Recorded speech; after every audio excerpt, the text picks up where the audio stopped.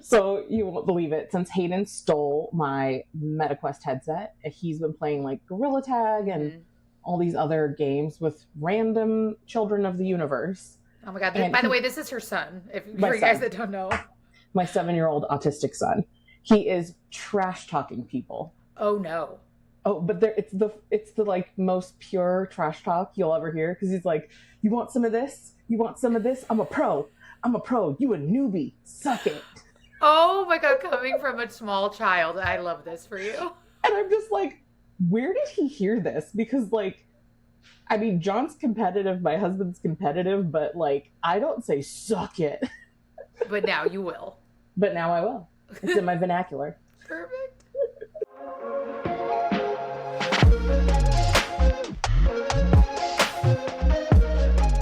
All right, you guys. So please welcome the ever so pink, so gorgeous, so cutie pie, Miss Samantha Bee is here. Yay! How are you, my dear? I'm good. How are you guys? Great. Enjoying the holiday? Forgot that it was a holiday? That, that happened. I missed the holiday. I was on a plane, so. Oh, where were you? I flew into Sydney, so I'm actually in Sydney right now for BAPE. Oh, cool. All right, Samantha. So, can you tell our listeners and people watching what genres do you write?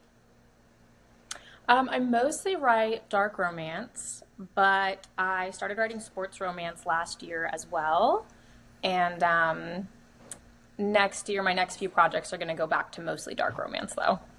Fun. That's amazing. And I'm newer to dark romance, which is funny because I run a dark romance event. It just is quite hilarious.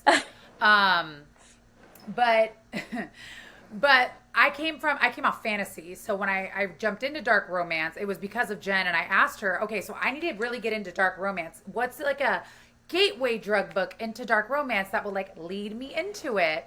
And she goes, oh yeah, this really good one. It's just called Haunting Adeline. It'll be fine. And I was like, Oh, okay, cool. that's quite the beginner book. Yeah, it was something, but now I've graduated to much better things. And like our last interview, my last two interviews were Omegaverse authors, and I read my first two Omegaverse books with them, and I was just like, this is something. This is something different, and I am all here for it. So with that, what inspired you to be an author? Like, what got you into this world of writing? I always was like a huge reader, and when I was younger, I wrote a lot. Like my grandparents would take us on road trips. Like I went to from California to Canada in a 3-week RV trip, and like to get us to be quiet, my grandma would always be like, "You guys go sit in the corner and write a story. Like come up with a story. Then you guys are all gonna take turns telling it to us." And I was like the only one of all like my siblings and cousins that like would actually like have like a beginning, a middle, and end. And I was like, "You're gonna listen to this whole thing." Like I took time to tell a story, and my grandma was just like, you always would come up with these most like extravagant stories, and everybody else had like started watching TV or doing something else. And I always just grew up reading. And in 2020 with COVID, I wasn't working, and I started a bookstagram. And so I met my best friend, Jan Wright, through our mutual bookstagrams, and we were just like talking. And then she was like, "Oh, I'm writing a story." And I was like, "Oh, I'm writing a story." And she was like, "Oh." And I was like, "Should we switch like manuscripts and like just read what the other wrote and see, like give feedback and see if it's any good?" And so we did that. And then we just went through the entire process together, learned about like independent publishing, like joined Facebook groups, started marketing together. And we just kind of went through the entire process, like we're each other's sounding boards. And then we both came out with our first book a couple months apart. Oh, that's so That's dope. amazing. Yeah, that's really cool. So when you're writing a new project, do you know right off the bat if it is going to be a series or if it's going to be a standalone? I usually figure it out pretty quickly. There are some times where like I think it's going to be 3 books and it turns into 4 books. But whether it's like a series or standalone, that's typically like set in stone. Like I do know which kind it will go. Now, are you a plot writer, or do you like, because like I've learned this from doing so many interviews that some authors, they have specific scenes that they want to do and then they plot around that? Or do you plot everything out and then add the scenes as you go? I'm very much both. Like, I am a plotter and a pantser. Like, I kind of know the direction that things are going to go, but I will take things in I'm surprised at the end. So people are like, I had no idea you were going to do that. And I'm like, girl, me either. Me either. The character said what the character said. Like, that wasn't me, that was them. Yeah, I'll sit down a lot of the times I know the ending. Like, I know where I want a book to end, which is why I will know if it's going to be like a series or a standalone. So like if it's going to be like a cliffhanger or if there's like a big piece of information I want to drop. In my series Steel Roses, I knew where every book was going to end, like when I started the writing process. So like I knew that I needed to get to each point, but there were some things that happened in the middle that I like didn't expect. That's pretty cool. I mean, at the end of the day, like, when do we ever know what's going to happen? I mean, as a reader, at least, like, I think that it's important to be surprised. I don't want to guess the ending like I'm watching a Law and Order SVU episode. Like, Right. Yeah. I want to be able to be surprised. And something that was said in our last episode that is just stuck with me is that the author was talking to someone. They're like, why do you read romance books when you know that it's going to be a happy ending? And I'm like, I don't think it's always going to be a happy ending, but you know that it will end not in a negative way. I mean, people may die, people, you know, whatever, but at least it will end in a somewhat of a good way. Yeah. And I really like to write realistic to life and like realistic to my life. And like life throws you curveballs. So sometimes my characters throw me curveballs and then we just roll with it. So Oh, that's yeah, okay. but there will sometimes be like Steel Roses was born from a very, very specific scene that's not even like important to the book at all. But there's just like, it's a reverse harem, and there's a conversation between her and two of her like men who at the time she's only hooking up with, and she has like no like notion of romance. Like, she doesn't want to be, she's like the man whore of the like group. She doesn't want a relationship. And so I wanted these two guys who had never met each other to meet and for her to like act like she assigns them days of the week. So like, oh, I only see you Tuesdays, I only see you Wednesdays. And that was like the conversation that in my head that like created this whole series. And it's like such a minor, minute detail where it's like a revenge trope, gang, bloody, like this one little conversation is so minor in the whole context of the series, but that was where that character was born from this little joke I had in my head. But that's amazing. Like, Yeah. your process is dope. Yeah, I mean, I like it. It works for me. Yeah. But it makes for such a strong female character, too. Like, she very much knows you're Monday, Tuesday. Like, that's it. Yeah. Like, I'm in charge Well, here. that's what I wanted. That's what I wanted with her. I was like, I want the character, like a female character, that is the fuck boy, that is like no strings attached. Like I want to be the one that doesn't give a fuck. I want to be the one that's emotionally detached and content with just hooking up a couple times. Like, I wanted a female character like that. And so that was really where she was born from. Well, that's dope. I mean, that kind of it's kind of perfect leading into the next question though, because the next question is, what is the process of building a strong FMC? And you kind of already answered it, but I want you to go more into it. I think for me, one of the biggest things is like strength can look different. And so I think like trying to identify as a reader, I know a lot of readers are going to disagree with this. I care more about the FMC than the MCs. Give me a good book girlfriend over a good book boyfriend. Like, that to me is what's going to make me fall in love with a book, fall in love with a series. Men are a dime a dozen. I don't care about them. I mean, like, I love a good book boyfriend, but I care more about a good FMC. And so to me, I put a lot of like thought into like my FMC's like backstories and then what kind of strength I want them to show.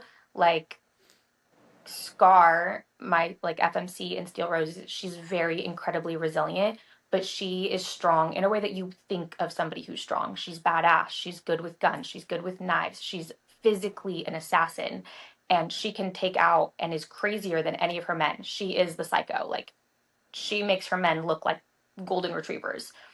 And that's what I wanted in her. But then in the spin-off series Damaged and Deadly, you meet Jade, who she is like very, very broken. She feels very damaged. And she had been in human trafficking. The whole world revolves around human trafficking. So she had been like a victim of human trafficking at the age of 14. And now she's 18, 19, and she's just been saved. And so she doesn't feel very strong, and she feels damaged and broken. And so I wanted to take that character and have her build her own strength and see what that process looks like. And like for her, she was like, I want to be like you. I want to be like Scar. Teach me to be deadly, because I don't ever want to be a victim again. But like if you look at my hockey series, which is completely different, it's like college romance, you know, like college hockey. But I would still say that my characters, Torin and Emery, are very strong because of the way that they love the people around them, of the way that they are so focused on trying to find who they are and being proud of who they are. Torin is similar to Scar without all the damage. Like, Torin is very much a no strings attached. She's from Player Problems. She just doesn't have time for relationships. She's busy taking care of her family and working hard. And that's where her strength comes from. But Emery, her strength comes from finding the strength to be herself and finding the strength to accept her flaws and her own insecurities and like grow as a person and grow into a woman. And so like I think that's just as strong as Scar murdering people, just in a very different way. And I think that's kind of like accepting that, and like accepting that women can be multifaceted and that we can be weak and loving, and like, but that gives us our strength. And so to me, I think I just try to focus on like what kind of strength I want to portray, and then focus on like how to portray that. And a lot of the times I am very much a character driven person. So it's shown in like the relationships they have with like either their friends, their like romantic relationships, even their families. I don't know, that was long rambling, but No, that was it was so good. Like that's the thing though, is that's why we love this podcast so much, is because all the questions that we have, and a lot of them are repeats that we use with all authors. These are questions attendees want to know though. Like we did polls, we asked like, what do you guys want to know from your authors coming to Sinners? Yeah. And I think it's important for them to hear your process, because they may be one of your biggest fans and be like, I wanted to know this, but I'm too scared to DM her. Like, you know, like, yeah, it's gonna be weird. Well, and it's really cool to hear your process of how you build these strong characters and showing that women can be multifaceted. The whole time you're talking, I'm like, multifaceted. And then you said it, I was like, oh, love it. What do you like to do for fun when you're not writing these badass, multifaceted female characters?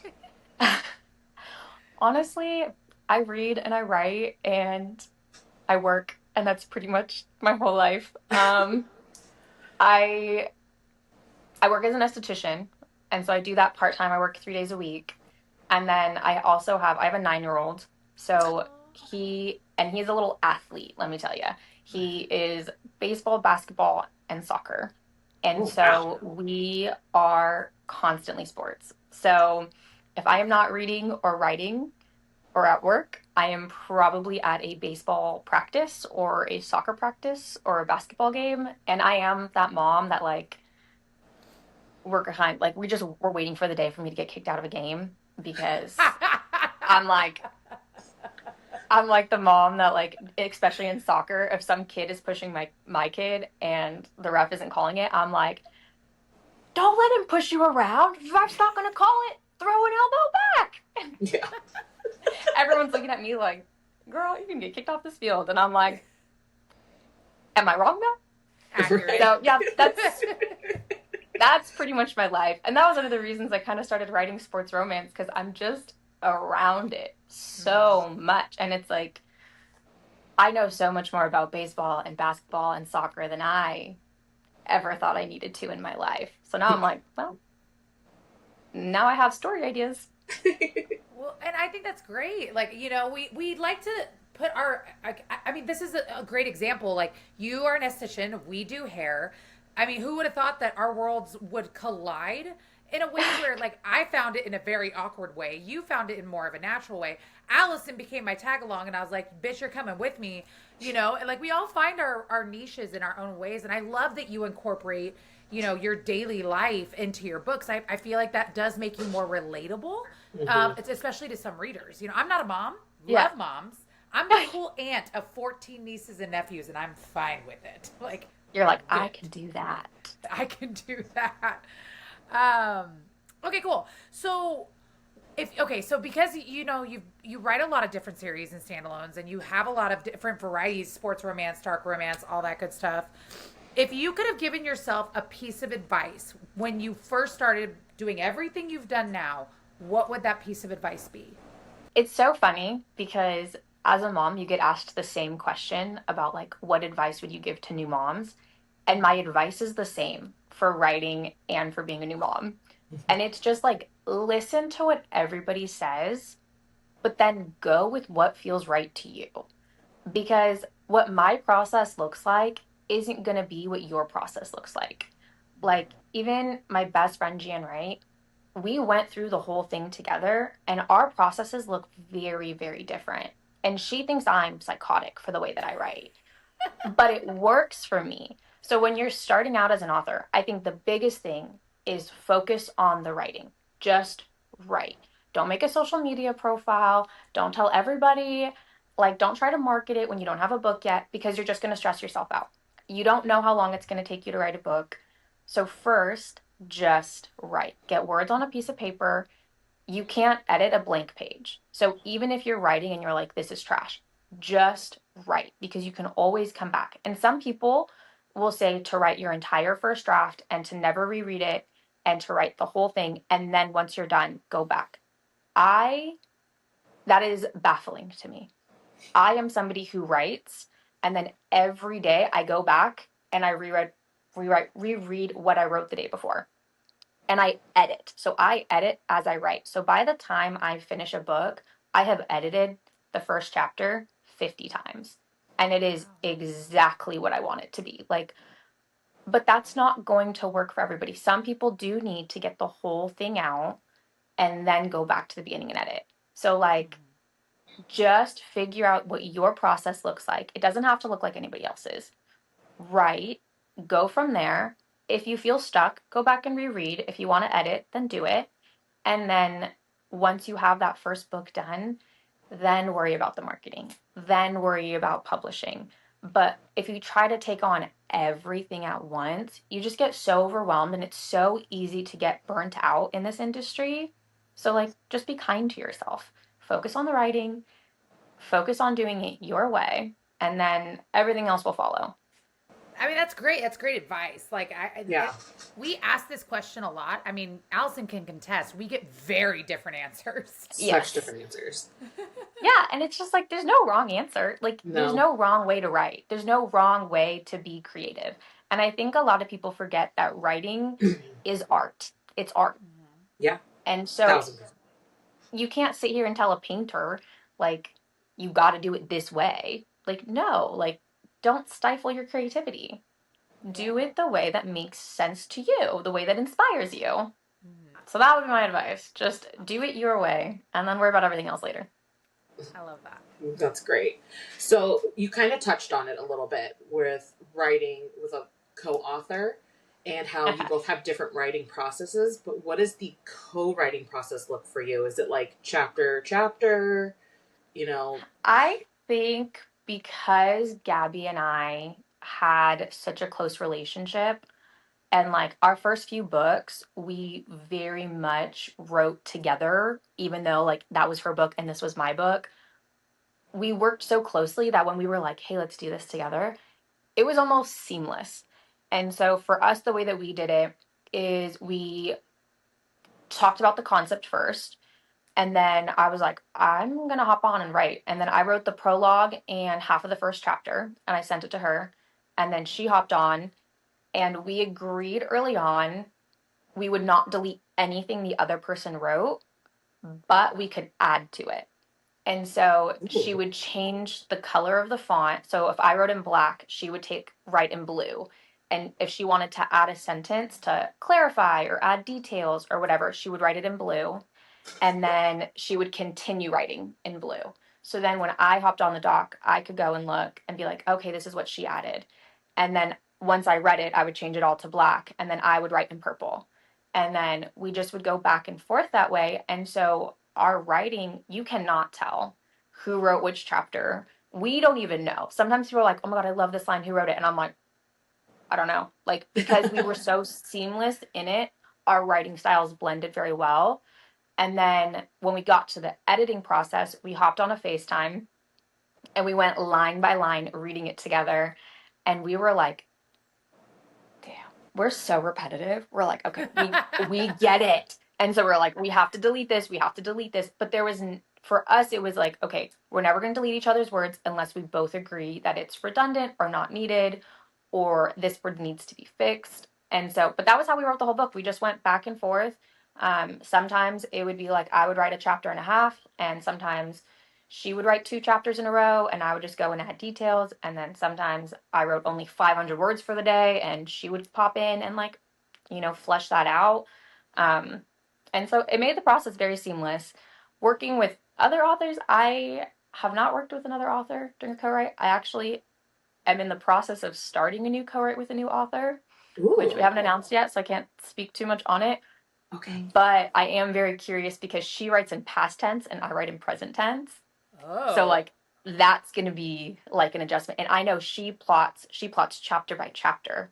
And so it's going to be very different for me because I'm going to have to sit down and be like, okay, let's plot this whole thing out. Yeah. But we both know we're going to be okay if it goes off the rails. And so that will be an experience for me because I've only ever written with Gabby, who is my best friend. That's crazy though, because the last 2 authors we interviewed were best friends who co-wrote a book together. Yes. So it's really interesting because they said almost the same thing. It's easy to co-write with someone and on a deeper level, because then it's easier to be like, no, that ain't gonna work. You know what I mean? Yes. Like it's coming from one mind. Yeah. So, that's so cool though. That's and really by cool. the way, Jan Wright is hilarious. By the way, I've seen Oh my videos God. of that woman. She is so funny. Like. I love her. I love her. She's hysterical. But yeah, I mean, I can't imagine. I know that some authors will like write together as like a promotional tool, or like, oh, I just really need a co-author. And I can't imagine writing with someone that I'm not close to, like that I don't have a good relationship with, because I'm like, if we disagree on something, I need to know that I can come to and be like, I'm not really liking where this is headed. And like Gabby and I, we did have to do that. We were like, okay, I think this part is going a little bit off the rails. Like, I think we need to like bring it back in. And bring it in. Neither one of us. Bring it in. Yeah. Come back. So neither one of us ever felt weird about like saying that to each other, or like we were brutal when we were editing. Like we were so harsh on what we had wrote, but like neither one of us was worried about being like offended by the other, and it made the book and the story better for that reason. And so it's like I could never write with someone that I didn't feel that level of closeness to. Oh, I love that. That's so amazing. Sweet. Well, to lighten up the mood, because this is one of my favorite questions. Which one of your characters would you call to help you hide a body? Scar, hands down. She's an assassin. I was gonna say. Yeah, she's an assassin, and she'd make it fun, and it would be creative, and I would just be like, okay, girl, like, okay, I'm just gonna sit here and look pretty, because she would be feeding body parts to a turtle. Like, I don't even know. She would come up with some crazy things. Okay, like she is psychotic, and it would be entertaining. I'm here for it. So yeah. I definitely, when we put that question in there, I was like, it's gonna be Scar. It's Scar. It's absolutely Scar. Yep. Oh my gosh. So I know you've touched on some that you're writing with a new co-author, but do you have any other upcoming projects that you can tell us about? I have gone back and forth about if I should talk about this, but there is a pre-order up. So there's a pre-order up in the wild. I have not announced it anywhere on social media, Exclusive? but I'm What's writing happening? a dark RH rom-com Oh, yes. that I have been plotting for about 2 years. Oh, wow. And Very so that exciting. is, yes, that is my focus for the year. I kind of pulled back from writing a little bit because I had a lot of like family stuff going on. And so I haven't put out a book since it will be over a year when I put out this book. But I was like, I kind of want to write something fun. And I've had this idea percolating for a really long time. And I was like, I think it's going to be perfect for like Halloween time. And it's going to be Halloween-esque. Like it is a little Halloween-ish, but I don't want it to be like just and it's not a novella. It's going to be a standalone, and it'll be a full-length novel. Because I think it's really hard to do a standalone RH anyways, because I want my characters fleshed out. But yeah, I mean, it's called Fall for Us. I like that. And the first few chapters are actually available in the Babe anthology, which is on Kindle Unlimited. And then I'm hoping, there's no promises. I was like, I don't know if I should say this or not, but I'm hoping to have advanced paperbacks available at Sinners for only like dang, That would be Sinners amazing. readers. Oh, dang. So I'm People are hoping gonna to have freak them at out. my table. I know, I'm hoping to have them at my table because I'm just like, it's a dark romance event. And this is like, I want this book to be a love letter to dark romance readers, but in our sense of humor, where we're a little Yeah. a little teasy, a little bantery. It's kind of poking fun at dark romance, but as somebody who loves dark romance. So like my main character, she is a dark romance reader, and she has 3 foster brothers that are stalking her. Love And Okay. they I start love it. reading the books she reads in order to make her fall for them. But she's a dark romance reader. And so they're like, oh, so she would like it if we broke into her house and watched her sleep. And like, oh, she would enjoy if we killed this guy who was rude to her at the grocery store. Like that's what she'll fall in love with us if we do that. And meanwhile, she's just this like totally normal college girl who has like no idea why these things are happening around her. And she's like, am I into this? Should I be into this? Like, I don't know if I should like this or not because, so there are That's like, amazing. I want it to be, Congrats. That's cute. yeah, so I'm very excited. Yeah, I'm excited but for you. I've been like, I know, I'm like, one of my close friends, she's like, I need this book now. Like, give it to me, give me the rest. And I'm like, I'm working on it. I'm working on it. So I'm really hoping to have it for Sinners because I thought it would be a really fun, just because I want it to be for dark romance readers. I don't want it to be like a parody or satire. I want it to feel like a love letter. Like, oh, this is so funny. Yeah. Well, I love that. I think that I love how you said that the dark romance reader is, we're a little teasy, we're a little bantery, and I'm like, we're big smart asses though. And I think that banter is so necessary. Like, yeah, I love that. Because even in like the darkest books that have the most psychological trauma, there's still banter. Like there's still banter. At least 5% banter. Like, and that's what I think what makes dark romance, why I love it so much, is because no matter how dark it is, psychological, thriller, any of that, RH, Omega, whatever you want to do, there's banter. And we appreciate said banter. Yeah, exactly. So, yeah, it has a lot of like the typical tropes you're going to see in dark romance. But there's like a level of self-awareness in the characters that like you don't always necessarily. So like, I don't know, it's like when you watch a horror movie and you're like, why is the blonde girl like not running, And like it kind of calls those moments out in dark romance, but within the characters themselves. So there's a bit where like with nicknames. And so the guys are like, okay, it's time to make her fall for us. And like step 1, we each need to pick a nickname for her. Because in dark romance, they always have nicknames for her. And they have this whole conversation about like what nickname should fit her and which one doesn't. And so it's just like the characters are 100% serious. Like they genuinely mean this. Like they're like, we're going off a checklist of what she likes. But as a reader, you're reading it and you're like, wait, this is so true though. Yeah. This is so on point. This is That very sounds accurate. amazing. Speaking of Sinners, that's the last question. So, what are you most excited about for Sinners and Stardust this year? I honestly, I think the ball.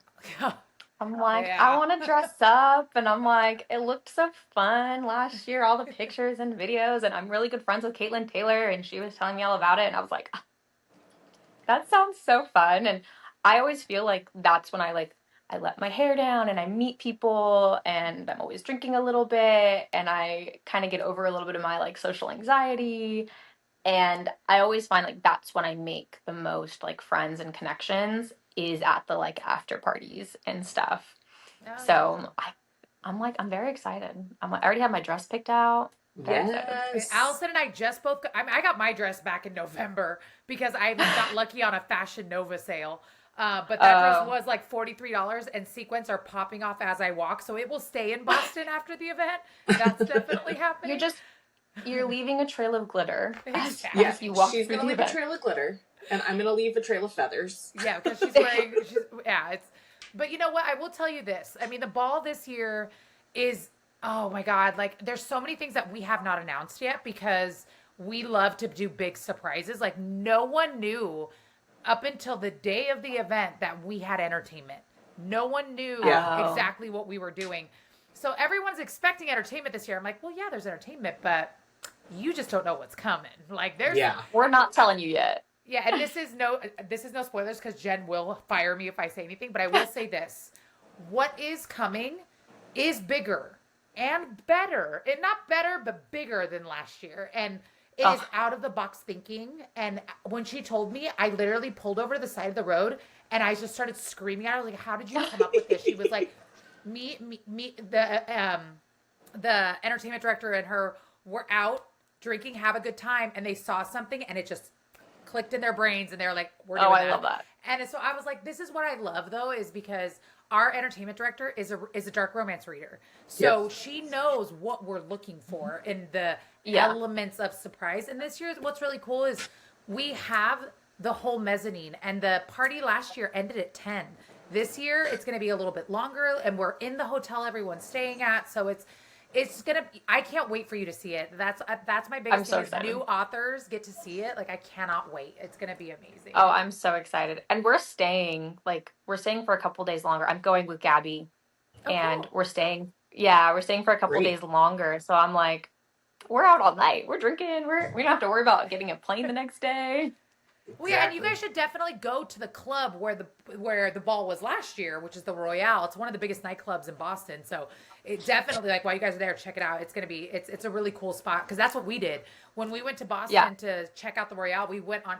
It was like rave night, and you got over 5'11" tall women in heels walking into a rave night where everyone's wearing pasties, and we're all in Oh our my gosh. 40s. What's happening? Yeah. What's happening? But it was You're like, we were not we got to expecting see this. it. No, and like we got to see it in like a way where we were like, but Sinners will be up there and it'll be over there. Yeah. And so we did the same with the ballroom at Boston Park. We walked in and we were like, ooh, this is gonna be pretty. You're like, we could do so much with this. I know. Samantha, you were a freaking gem. Thank you, first of all, for getting on this interview all the way in Sydney, Australia. Like, I cannot thank you Of enough course. for that. Yeah, thanks Thank so you. much. No, thank you for having me. This was so much fun. Oh, yay. Real quick, how do our listeners, readers, find you on socials? It's at author Sam Bee on TikTok and Instagram, and then Samantha Bee on Facebook. Awesome. Awesome. Yeah. We love that. Well, you guys make sure to follow Miss Samantha Bee. Also, make sure to stop by her table at Sinners and Stardust this year. And make sure you guys tune into the Dark Collective podcast. We are every other Monday at 9 a.m. Pacific and 12 p.m. Eastern. May sneak in some extra episodes. Do not know yet. And lastly, Miss Allison, send us off. Well, Samantha, thank you again, and we will see you later, you silly little sinners. Bye, guys. Bye.